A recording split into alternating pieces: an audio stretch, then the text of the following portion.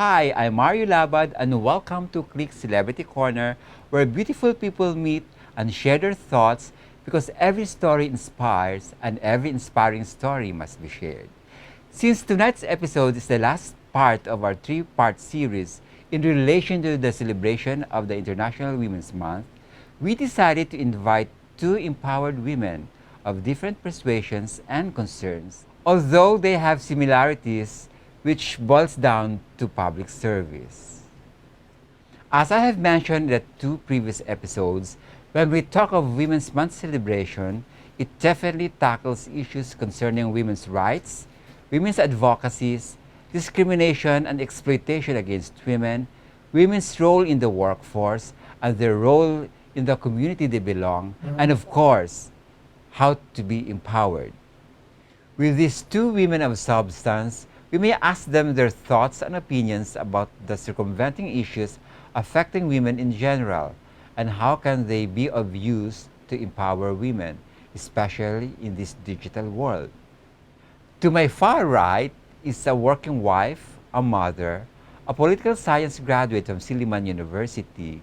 She pursued law here in Manila after working as flight attendant at the Saudi Airlines for years.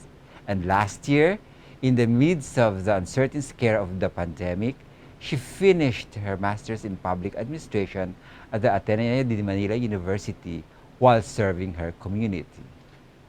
Her barangay won Model Barangay just a few years ago, and also recently won the LTIA Award, which means Lupon Tagapagmayapa Incentive Award. Friends, please welcome the beautiful barangay captain of the award-winning barangay Nusaniga of Mandaluyong City and a good friend of mine, Kapitana Elizabeth Liza Cruz. Hi, Madam. Welcome to Klik Celebrity Corner. And of course, she's ably supported and accompanied by her kabarangay officials, Madam Jardine Lagleva, the NCR President of the Barangay Nutrition Action Officers Association, and Officer of the Philippines Association of Onion and Garlic Brokers, and also Lupon Bel Franco, one of the women Lupon members in her barangay. Welcome, ladies, to our show. And of course, to my immediate right is a woman who doesn't need much of an introduction. I owe this woman big time because she actively introduced me to the world of pageantry. And up to this day, I'm indebted to this lady that much. And in fact, during her time, we travel around the country to search for the hometown girl because she was the only one who believed that every young woman deserves a crown and deserves to win a title and be a beauty queen. An author of the best-selling inspirational book for every young, a newspaper columnist and a magazine editor, a radio and TV host, and now a social media host too, a motivational speaker, a philanthropist, a wellness and beauty guru, and the granddaughter of the late President Elpidio Quirino. Friends, the former national director of Miss World Philippines, who gave us Megan Young as the very first Miss World, and up to now, she's the only one who won the title. And today, the national director of Mutya ng Pilipinas. Please welcome the lovely Miss Cory Quirino. Thank you, ladies, for coming to Klik Celebrity Corner and finding time to be with us tonight. Always Very happy to be here with you today, Mario. Yeah, for years we haven't seen each other. Exactly. Likewise, Yes. Madam Liza. Anyway, so how's everything with you all this past few months or few years? Seasoned people first. Okay. How am I today? Okay. I think stronger than I was Uh-huh. during the pandemic. I realized that life offers you many challenges, but that you also have the power to overcome them and come out stronger. Yes. So that's who I am today. And that's why you're here today. Right. And Madam Liza? Yes, the strength of every public servant is always to find resiliency in everything that we do. And that was the power given to us, which made us survive during the pandemic. It was a tough world out there because we were not aware who was our enemy. It was a faceless enemy. At sobra ang pagod namin, mga barangay captains during the time. But we were the face that faced our people. And awa ng Diyos, nakadalawang COVID, positive. I'm still here. You did? Yes. Oh! Because we were exposed to people every day. Every day. We had to bring ayuda to them. Yes, exactly. So are you still comfortable, although we are still in the midst of the pandemic, but a little bit relaxed, are you still comfortable wearing masks in more dense places? Well, I leave it to the public servant. Yes. Because Do you? we're Do exposed to people. Yes, that's right po. General rule, it's already okay or your option.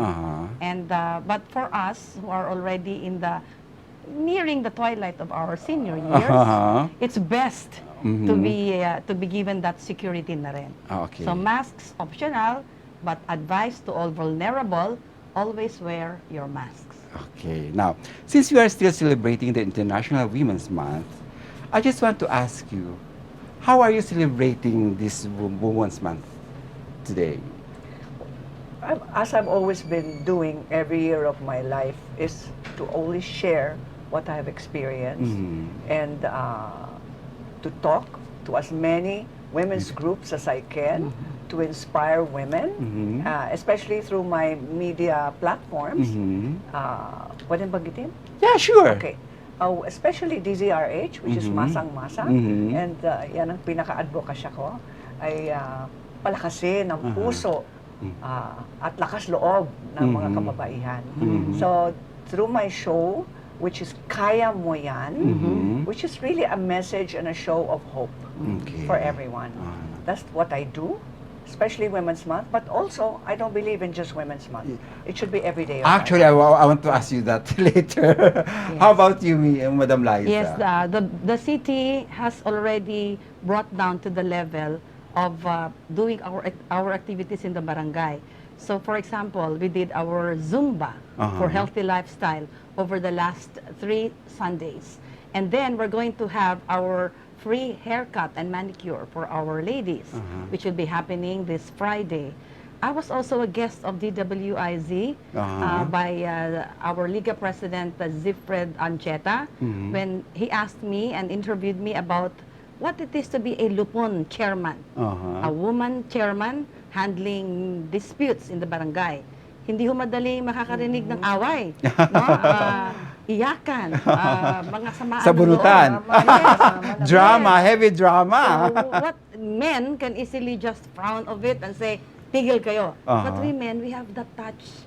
We want to listen. We want to expand the situation and you talk to me. And more You talk to me, comforting, yes. it's women, So, no? doing the lupon work as a woman is quite tough, a challenge, but being the winner in the National Capital Region, I think we've achieved a lot. Yeah, Miss Cory, you mentioned earlier that it should be every day. Now, I'm just curious, why specifically said International Women's Month every March? Why? Why March? And why women only?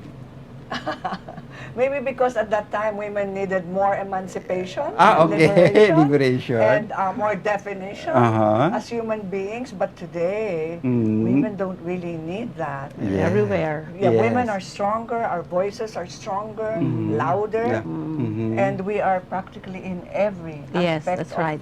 of work and Yes. the workforce. So I don't In think that it should just be it shouldn't just be a month. At Yes. home? It should really be a lifestyle. Yeah. It should be every day, a covenant actually. to yourself, Yes. especially if you're a woman. It's your covenant to yourself to honor who you are.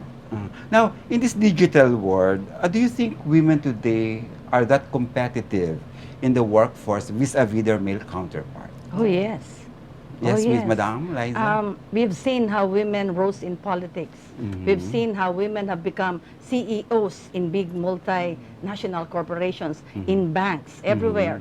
So you can see the strength of a woman. What is it that makes a woman uniquely, in character? And what is the talent that they have? Patience, Okay.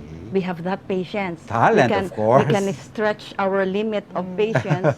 Hindi tayo kagad nakikipagsuntukan Oo. no? Talk to me. Ganun ulit. Oo. Like what Ma'am Cory would be advocating, kaya natin yan. Mhm. And we've reached this far to say, kaya talaga ng mga babae yan.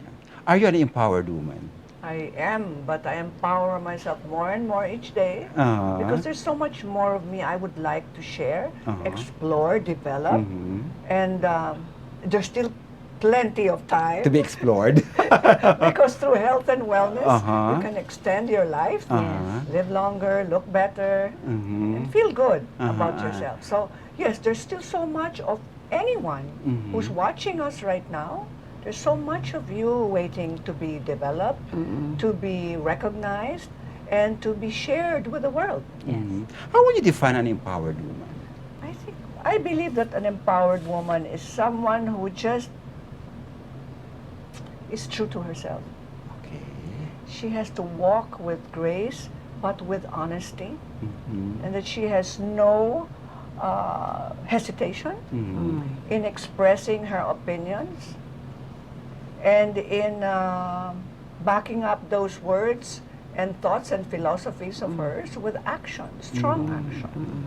She does not need to be validated or to need any validation from anyone because she is confident about herself, about how she feels, about her principles, and about, more importantly, respecting herself. Okay. Madam Liza, what are your strengths as an empowered woman? Okay, people would think I am an extra miler. Okay. Hihigitan ko pa yung anong kaya kong gawin. Okay, so but then, I am also a new birth of empowering. Okay. It is a power to let people be drawn to your advocacy because they look up to you and they know you can do it. Dito daw tayo sa empowerment, mahihina ang mga Pinoy. They say, we want to be, walang gustong maging member, gustong maging leader, or pasikatan. But then, through time and evolution of time, we were able to do that, empower each other. Tama yung sinabi ni Ma'am, be confident. Oh, Ma'am, Yes. You're my idol po. I'm sorry. And what are your weaknesses as an empowered woman? Okay, weaknesses. Ano kayang weaknesses ko? Baka tanongin ko ang aking mga Lupon. presidente niyan. Yeah, I know my weakness. Yeah, Miss Cory na lang. My weakness is also my strength. Yeah, actually, I want to Yeah. asa sana dyan. It's my heart. Oh, power to love and compassion. Yeah, the compassion. Yes. The But humanitarian I think aspect of that's me. your strength po. That's also my strength. Yes. Because Yeah. sometimes you can love too much Okay. or give too much, but then again, no. Because the more you give, the more you get back. Oh, that's nice. For a barangay captain. Yes, that's yeah, true. right? That's true. Aside from that, in the barangay, we tend to be approached by many people of all walks of life. Yes. And hindi mo alam kung nagsasabi yun ng totoo, or binubola ka lang, or pinapalaki lang yung ulo mo, or just telling you stories. Yes. So you have to be smart enough to understand, binubola ko ng taong to. Or you have to be kinder enough to understand, ito talaga, totoong nangyari ito. So it's it's a mixture of being patient, at the same time, reach out to them by the heart. Okay. Hear people out. Affirm their strength. Listen to them. Yes, listen. Yes. It takes skill to listen. Di ba? Lahat ng mga babae may radar. Marites. Anyway, when we talk of women's rights, we are certainly talking about equality, right? Now, but parallel to equality is the word equity. Now, do you think the lack of empowerment among women is tantamount to the lack of equality or equity? Both, I would say both. And equally. Yes. How about for us? You have to have a counterpart in everything that you do. That's why there's equity. But at the same time, you don't limit your value because hindi porke babae lang ako, hanggang dito lang ako. So we should stop thinking about it eh. The moment you think a little of what you are, that's the start of pwede na, bahala na. Complacent. Complacent ka na. So, keep up that equality thought because hindi man tayo physically equal to them, we will always admit. There's always admission. Physically, wala talaga kami sa mga lalaki. Kaya nga merong vow C. Ah. Walang vow M. Aha. Walang ano for the male. Kaya nga, because there is the understanding and acceptance na talagang weaker tayo physically, but not in what we can do. So if there are pilot men there are now pilot women here. So it must be equity because we have to input something, but we must be co-equal with them. Nice. Miss Course, in the circle or group you circulate, like pageantry or events, live Yes. events, you think equity is a problem among women? I think women just have to discover themselves and to realize that they have a right, that they can stake their claim without any reservation or hesitation. They just have to be empowered to realize that, to see it for themselves with their own two eyes, and then to reach out within themselves and say, I can do this because I have a right to it. This is my right, and I am enough. Enough. Okay. I am enough. Yeah, she's enough.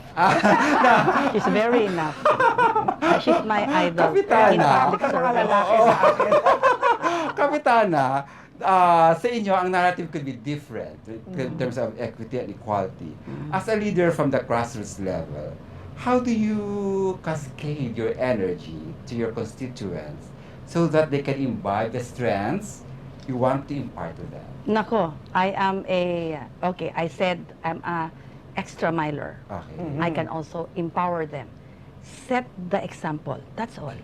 If they see you picking up that garbage, the rest will follow. If they see you clean in the streets, hindi ka lang naguutos. Minsan, ako maguutos, ako din ang gagawa. Oh. So, lead by example. Do the talk, do the walk. Yes. That's all. And the Walk rest the will talk. follow. Before I became a public servant, I was in the corporate world. And sanay ka sa mga bossing-bossing. But once I accepted the fact that I'm a public servant, I will be a servant first before I will be a leader. Wow. Besides, you cannot be a good leader if you don't know how to serve. Exactly, Yes. di ba? Kasi, Can I add something? sure. Sorry. Okay, sure, madam. I would like to add that accessibility and the visibility of our Kapitana in our streets. I think you get a first-hand information, you'll be able to talk to her. You will be seeing her walking around the streets, inspecting and everything else. So I think that's one important factor Of a good leader. of a good leader, Yes, being yes. visible. Hindi na sa barangay hall lang. Oo. Hindi ka nasa city hall lang nakaupo. Nakaupo. Reach out to the people. Go to them. Exactly. That's And once they leadership see all you, about. yes. Miss Course, in the past months, the word transformational leadership has been trending, particularly in pageantry. Is this a new thing in beauty pageants? Because for the longest time, Miss World's mantra is beauty with a purpose, right? Now, your thoughts on this, the transformational leadership in pageantry? I think there are no more boundaries. The pandemic taught us that. It removed all the restrictions and the boundaries. We realized that we have to reach out to each other and that we need each other. We have to be together. We have to be united. This world could not have overcome a pandemic if we did not work in teamwork, with the spirit of teamwork. And so that word, transformational leadership, it's a word, it's a term, but it's always been in us. So Ever this is since. exactly. It is really intrinsic in us, a basic nature of ours to reach out and help each other. And so pageantry has become more relevant by embracing transformational leadership. There's no more such thing as a beauty queen who doesn't know what's happening in the Yes. world Yes. or Right. what the world needs or what's happening in her community. Just beauty? There's no such beauty queen who does not know the meaning of charity or philanthropy or sharing. Yes. She has arrived. Now, Madam Kap, this transformational leadership ba applicable din sa barangay level? Oh yes, oh yes. A lot of things have happened from changes in the political leadership. Every political leader comes in with a different plan and policies. Okay. You have to transform yourself together with your fellow residents so that you can achieve a goal and the vision of your barangay. If you don't, you're just there, static, no improvement, no award. Ayoko yun eh. Boring. Gusto ko It's a yung- boring life. Gusto ko yung, yeah, I want to compete, not because I want to compete with myself. I can do this. I don't really make. You have nothing to prove to Yes, others. I just want to say, like sa Lupon, we've been together as Lupon finalists for over 12 years. But then why am I still there? And why do I encourage them to still do good? Because it sets our level of performance. Don't be complacent. Ganito na tayo. The moment that you say, hindi na ako sasali, wala ka na, ethics na. Yes. Miss Cors, this is not related to women empowerment, but I want to get your opinion for both of you. There are many reforms and modifications in the world of pageantry recently, like transgender women can join, then lately married and single moms are accepted to compete. Will you infuse this kind of changes sa Mutya ng Pilipinas? For now, Mutya ng Pilipinas will stick to its original platform of giving this pageantry, our version of pageantry, Typical women's exclusively pageant. to single, non-married, unmarried candidates. No transgender. No, because I have always believed that transgenders deserve their own platform, their own stage, their own time to shine. Yeah, exactly. They deserve their own pageant. Exactly. Madam Kap, sa mga barangay, you're fan of doing also pageantry, right? Will you allow transgender women to join? Wala talaga kami pageantry sa barangay. Okay. Because my barangay is small. Okay. Baka pag magpa-pageantry ako, kami lang tatlo ang nag-join. Okay. And some of our ladies, but then we've produced 2 Miss Mandaluyong, 2 Miss From your First, barangay. from our So you barangay. see, they can be included in the search. Yeah, we've produced that. Uh-huh. And just about before the pandemic, it was our Miss New Saniga who became the Miss Mandaluyong. But hindi na Hometown kami, hindi na girl. kami kailangang magpa-pageantry po, ma'am, because alam ko na kung sinong ipapasok namin. And like the niece of Jerlyn here, papasok namin yon because she's tall, she's a volleyball player, she's ganon. So we can already have an eye. Eh, yung ibang But barangay- transgender ba? Pwede kayong mag-recommend for the Miss Mandaluyong? Not in Miss Mandaluyong.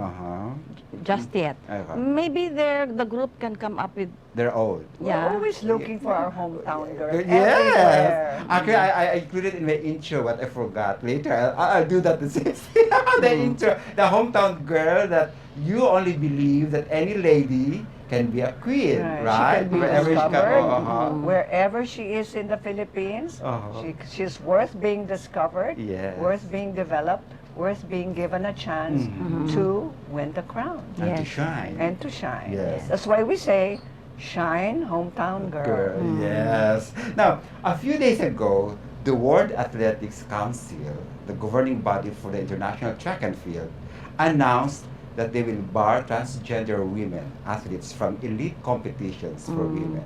Your thoughts on this? I don't understand why, especially in the world of sports, but maybe they have their own rules.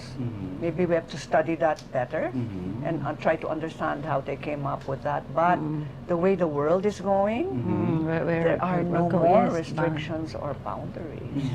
But still, because of the strength or what? Biological setup of a transgender If she's woman? going to join because she has the genes. Yes, exactly. Baka din, no? It could be the It could be reason. the reason, no? It's a Okay. mixed genes already, not exactly, fully.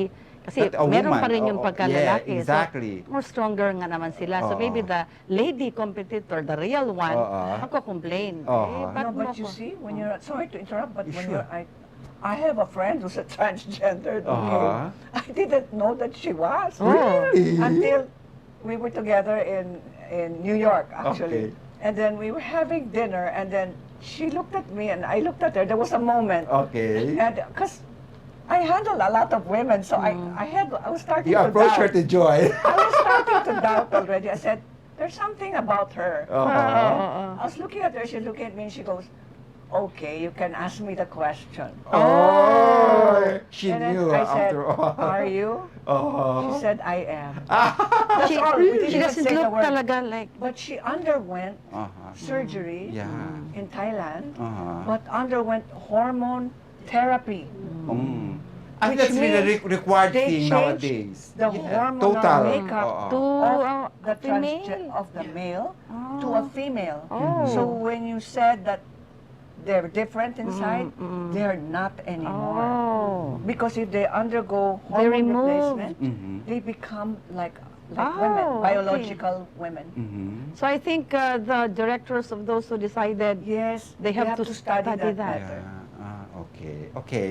Hope they can hear us. Because she was so feminine, but Okay. I just had this feeling. The Miss International Queen pageant, right? Have you the winners Right? now?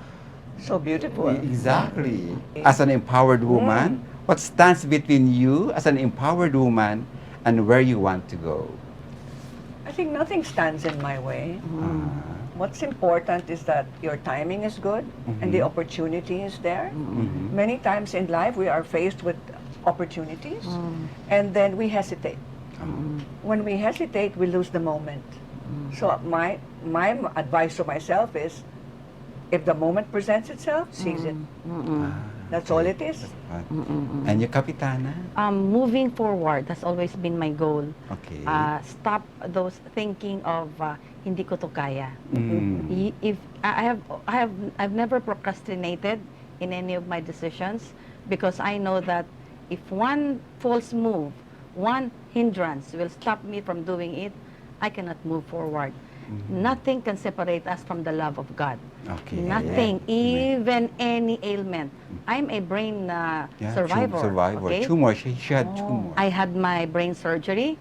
I cannot see both right side of both my eyes, so I cannot see them here. The periphery I of can your see eye. you half only. But does it prevent me from doing these things? I walk, may kasama nga lang ako. Natatapilo, may kasama nga lang din ako. Wow, lakas Oh, mo. di ba? Yeah. That's But then, I have to shake your hand. So, nothing can separate us. If you want to serve, no Sir- handicap can Hey. stop Yeah, you. di Ang ba? saludo na. Now, UN Women and UN announced early this year that the theme of this year's International Women's Month was Digit All, Innovation and Technology for Gender Equality. This is in recognition of who are championing the advancement of transformative technology and digital education. However, UN also came out with a survey that 37% of women do not use the internet. And this tantamount, it accounts to almost half of the world's population of women. Now, isn't this a threat in your quest for empowering more women due to digital illiteracy? I'm always saying this all the time. Okay. You want to go digital, improve your internet services. Okay.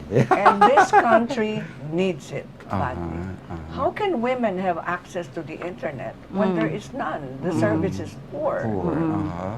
I mean, I think everyone has So there the must be same an complaint. institutional change. Exactly. Exactly. It must be backed up by digital support. Uh-huh. And we're waiting. We are all waiting. True. And you can reach more women that way, Yeah. give them more opportunity. I think because the barangays and the maybe DILG has the capacity Mhm. and the vehicle, the proper vehicle to reach all women of the Philippines. But how can they do it without good But in internet pageantry, it's not service? much of a big problem. This digital thing. No, Digital literacy. all the candidates are so techy. Yeah, exactly. In fact, we have to tell them no mobile phones when we're doing this activity. Surrender your phones now. No. We have to collect. We have to collect. They're so tempted. Yeah. They're so glued to their gadgets. Yes. How about in the barangay? Maybe that's in the urban setting. Okay. I mean, maybe The in the rural. rural, The rural setting, setting, it is. yes. But in the urban setting, pati katulong mo, may cellphone na eh. But the internet, Well, provider. surviving. So you have to elevate, add additional power, parang ganon. Which should not be. Yes, you have to, kasi for example, in our barangay hall, case for example, sa pagpunta mo sa first floor, malakas. Pagpunta mo sa second floor, Yes. mahina. Oo. Pagpunta mo sa third floor, wala na. Wala na. Call ka na naman ulit. Paano ba ito? So, you don't even know if they're trying to business cut you or Oo, what. oo. So, dagdag ka na naman ulit. Aha. Additional, padagdagan ako ng power para doon sa second floor. Aha. So, if that's the limitation, how much more with those who live in barong-barongs? Yes. How can they pay? Yeah, exactly. Now, but you as a barangay captain, in your community, do you have a program for women where they can learn or upgrade their digital or technical know-how? Because nga urban setting tayo, our barangay is a second-class barangay in Mandaluyong City. Wala kaming informal settlers, wala kaming marginalized area. I think all the women there are 100% Marites toned. Oh, yeah. May naka-internet na sila. So, not so affected. Maybe in other barangays in NCR na maraming informal settlers, but we're not affected with that in our barangay. Yeah, as you mentioned earlier, you're a model barangay. When was it? A few years ago. It's when Mandaluyong City became the presidential awardee for the most child-friendly city in 2018. So we vested the 5 other LGUs, and at that time we were the model barangay for Mandaluyong City. Is that your edge? Yeah. Among other barangays? Yeah. Wow, I wish congrats. you would inspire all. Sana po. But then, some of them will say, daming reportings eh. To do a competition po, Miss Cory, there are 3 phases. Okay. The first phase is the battleground, the documents. Yes. Yeah. If you don't have that, hindi ka na makakaabot sa second phase, which is the regional evaluation, and the third is the national evaluation. Maybe you can simplify the process. I don't know. They give us always that. So make this. When we submit, we just submitted our LTIA entry of our papers. It's like that. So they have to go digital. It's digital. Oh, digital. They I mean, like yeah. soft copy and also hard copy. you see, they still want Miss Course, at this point, what change do we need for women to be empowered? Aside from the internet. Okay. What change do we need? I think we should just be able to reach out to more women, to improve the power to communicate, the facility to communicate with all women, because I think this is the stumbling block for all of us, especially here in the Philippines. That is the greatest need, to reach out to all women, to be able to communicate with them and share our ideas, our experiences, our wisdom, and then to offer them the opportunities for livelihood, to improve their lives in every way. That's what we need right now. Reach out to more women. You're an active member of VACC and a past president, right? The vice chairman of the Volunteers Against Crime and Corruption. Do you get more complaints from women? Or usually for both, men and women? Actually, it's 50-50. Okay. Because the cases that, because I can't talk about some of the cases, but many of our cases of abuse, domestic violence, are filed by women. And many of them who complain, in the end, don't want to file a case anymore. Change their mind. Because they're afraid. It's the fear factor. Fear, okay. This is something, that's why we need to communicate more with women, is what I'm saying. Do And you provide protection with Right. this kind of And the other complaints? cases, yes, we do. We work with all government agencies, with the public attorney's office. If you don't have a lawyer, you will be provided with one, or legal service. And then we work with the DILG, the Philippine National Police, NBI. We work with all government agencies. Now, the other cases that we handle are mostly complaints about corruption, and then also No discrimination. homicide, murder. Murder. Discrimination. Complaints wala. No, not much about discrimination. But Especially from mostly- women? Yes. No. No? Mostly the cases are about domestic Violence. Violence against And rape. What movement po kayo are you? Volunteers VACC. Against Crime and Corruption. Okay, there was a group that came to me. They're from Laguna. And that's your group. You have a leader there. Nagkaroon ng scam doon. And it involved a certain group in my barangay. And I asked her to come. The head of that group there. I paid for her fare. Pinakain ko siya. Hindi ko yun saklaw. Because it's out of my jurisdiction. But because their concern might affect the entire National Capital Region, I entertained it. So there's no limit to what we can do. Hindi mo pwedeng sabihin na, ay, hindi kita saklaw. Taga Laguna ka na eh. Ayoko naman. At saka ikaw, problema mo na yan. Ano, Yes. scam? Bakit kayo nagpa-scam? Oh. Parang, no, you can't. So paradigm shift for the leaders also. You must have a paradigm shift that all these things have resolutions. Do not close your world. Keep on learning. Women should always learn. And if you stop learning, that's the end of the game. Yes. So the more you learn, the more you age. Education is And we work forever. together Yes. for some of those cases. It should not stop you from learning kahit Yeah. kahit magsi-senior ka na, ano ka pa din. But in your barangay CAP, are there more complaints coming from women?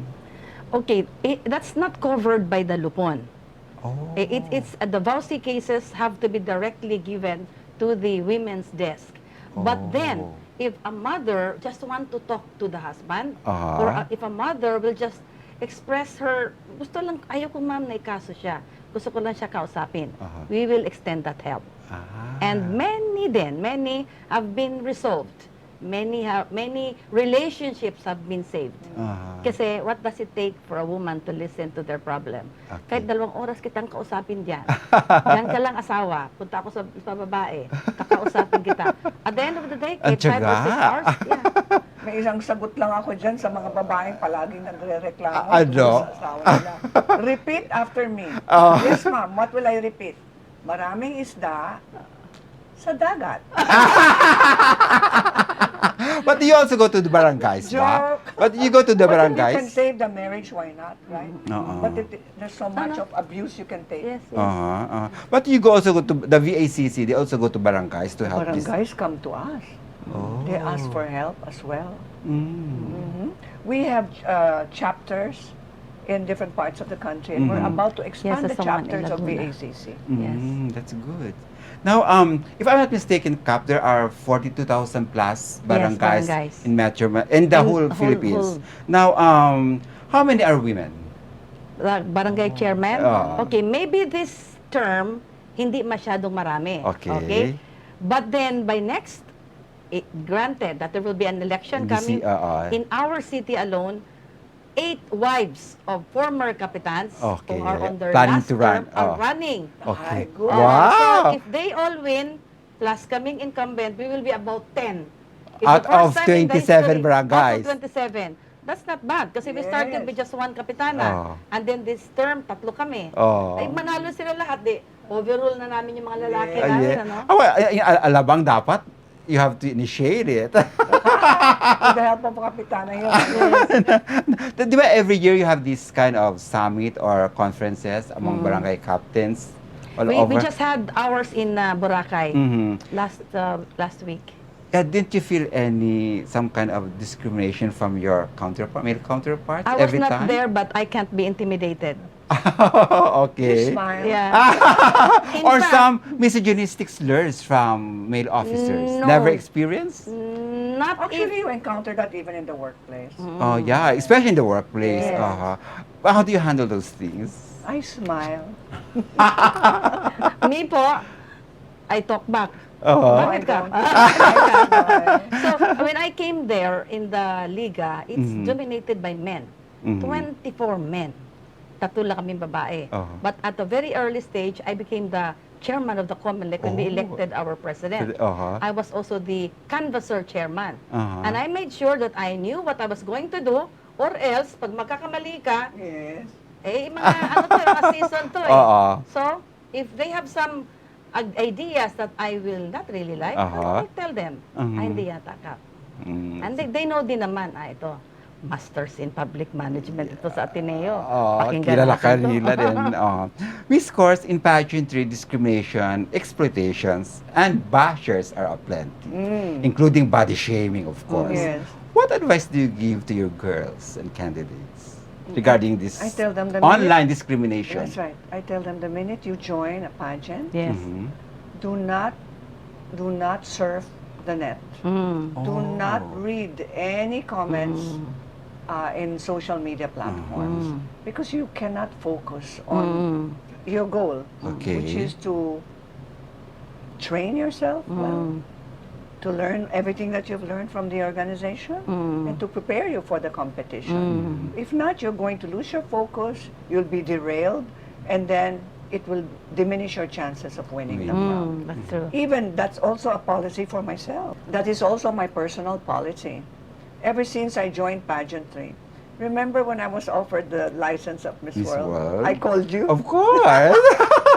That's why I owe this woman. Yes. Dita. I said, Mario, I have the license of Miss World. What do we do now?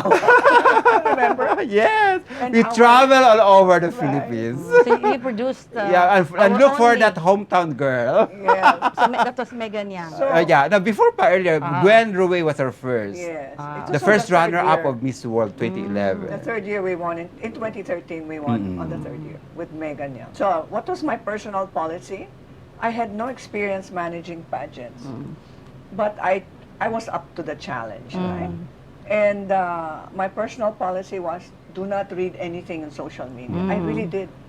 I blocked all social media from my reading list. When people tell me, Cory, someone's criticizing you because Yeah. you have no experience, who are you? But Who are today, you do to- still- are you to still take being it? bashed? Do they- You do know what still I get said? bashing? No, do not read and do not tell me what you have read. Why?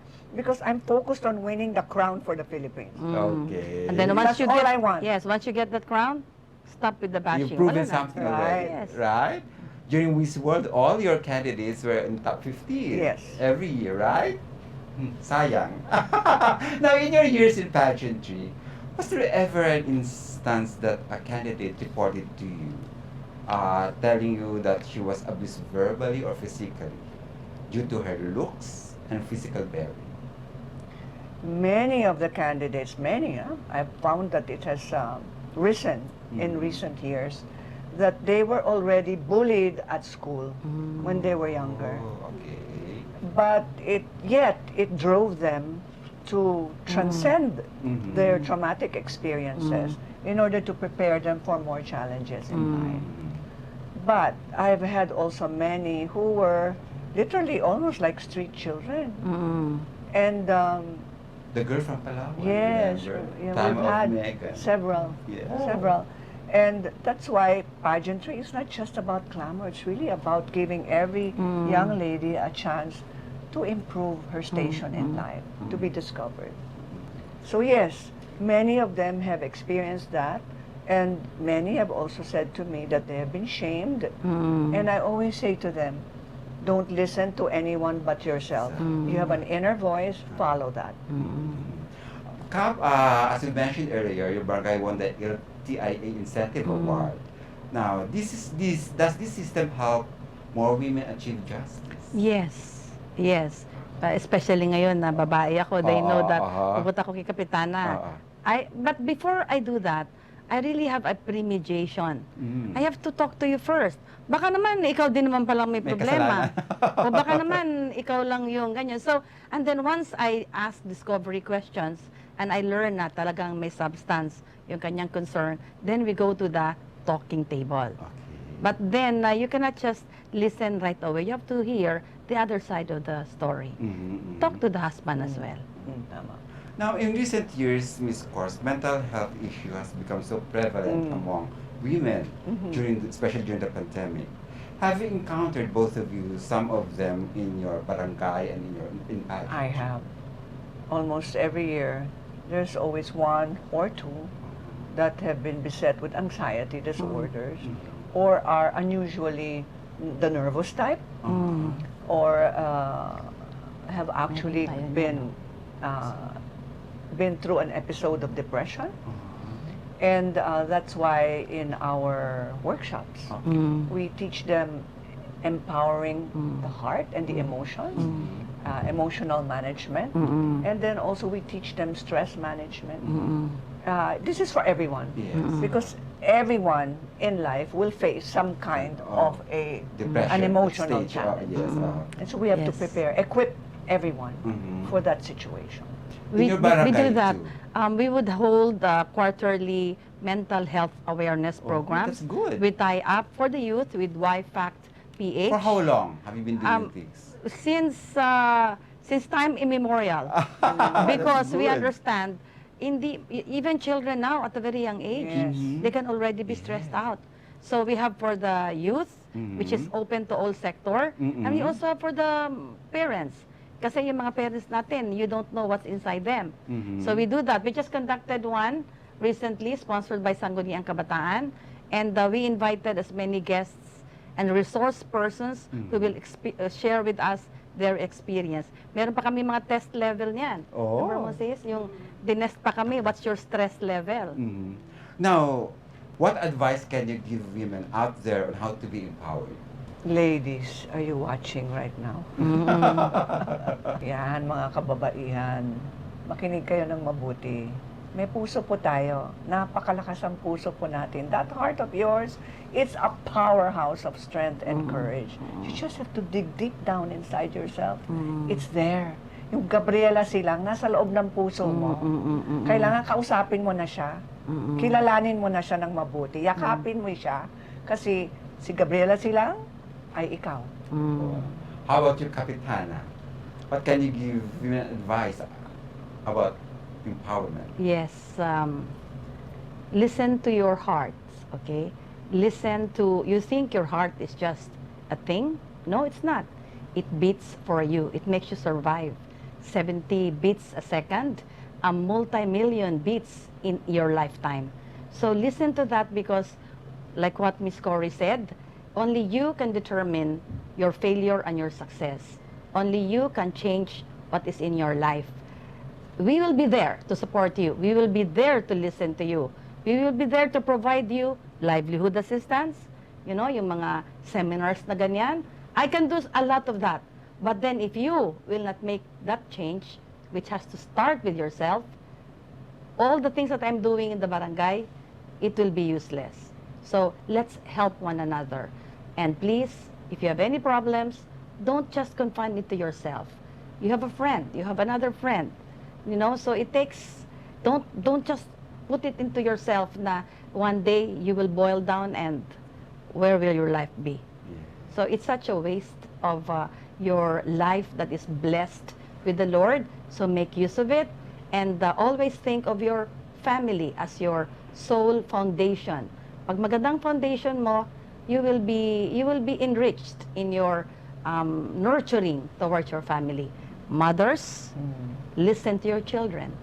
Wives, listen to your husband. Boyfriends, girlfriends, listen to each one another. So the main core here is hear them out. And then take care of your heart. Wow. Now, in 3 words, how will you describe your younger self? My younger self? Yeah. I talk to my younger self every day. Yeah, what are these 3 words you talk to her? She I still embrace my looks younger young, self. even up to now. Okay, what do you tell your younger I self tell every my day? younger self, you shouldn't have wasted all that time. Seize the moment. Seize it now. And what do you tell yourself today? In 3 Today. words, how you describe yourself today? Okay, I embrace who I was before, who I am becoming tomorrow, and who I am today. So all 3 of us, we are one. How about you, Kapitana? Describe the younger self. Sayang, bakit ngayon ka lang? Sayang. Maybe because of our provincial outlook, Yes, Mario, no? And we were constrained there. Provincial life was so different po. We had none of those best chances that you can have here in Manila. But then, now, andito ako, nakayanan ko pala yung metropolitan life. You see, so just keep on, Liza now, keep on moving forward. Okay, that's you today. Yes. Keep dreaming, keep dreaming, keep a dream in your Mura lang daw ang mag-dream, ha? Walang puhunan. Okay. Okay, so reach, you know, there's a story that says, you aim for the moon. Even if you do not reach it, you will be among the stars. Oh. Yes. Now, at this point, if you have anything to say or invite our audience for any projects or your social media, how to dami ng follow mga you, projects ko. we start with Kapitana. So thank you, Mario, for this very wonderful time. Welcome, It's a Kapitana. privilege to be here and to share my insight to other women out there. I would like to thank Miss Cory for this very rare opportunity of getting up close to you and to look up to this person who has been an idol, an icon in all fields of life. So for all the women out there, in Barangay New Zaniga, we will be celebrating, continue pa rin, the Women's Empowerment Month with our free haircut and manicure. I will be posting it. It's limited to 50 recipients because sabi ng parlor, baka daw maubusan na sila ng ibang recipients. And also, we just had our medical mission, and we thank all the medical volunteers who were all women, almost all women, the doctors and the dentists, and I'd like to thank them. And of course, my very, very supportive Mayor Ben Abalos and Vice Mayor Menchi Abalos. She is the real epitome of a woman leader. And she is our strength. In the midst of the pandemic, mahihiya kang to go out. Mahihiya kang hindi ka lalabas. Kasi Mayora was always there. And kung ikaw ay nakapetiks-petiks lang sa kwarto mo, si Mayora na nasa labas, magbibihis ka din kasi nandun si Mayora. So Mayora Menchi, saludo talaga ako sa inyo. And to New Zaniga residents, ay hindi ko pwedeng kalimutan ang aking ex-boyfriend, si Cap Edwin Cruz. The husband. Yes, is my ex-boyfriend and our 3 children. And thank you, Madam Geraldine. Thank you, Belle. And thank you, Mario, for this short but very meaningful invitation. Okay. And Miss Cory? Siyempre, malaking pasasalamat sa Klik at sa iyo, Mario, and the whole team. Thank you so much. And I do a lot of projects, you know, The immediate because ones. my advocacy really is health and wellness. That's really my advocacy. But it's so all-encompassing because right now, I am helping a big group of horticulturists from Silang, Cavite, the #1 horticulturist in the country, to stage the first Home and Garden Expo, Can we invite Philippines you? 2023 in Quezon City. Can we Sugod. invite you in our barangay? Sure. This expo is really designed to both embrace the national and international platforms. And our advocacies include green living, environment-friendly homes, sustainability, and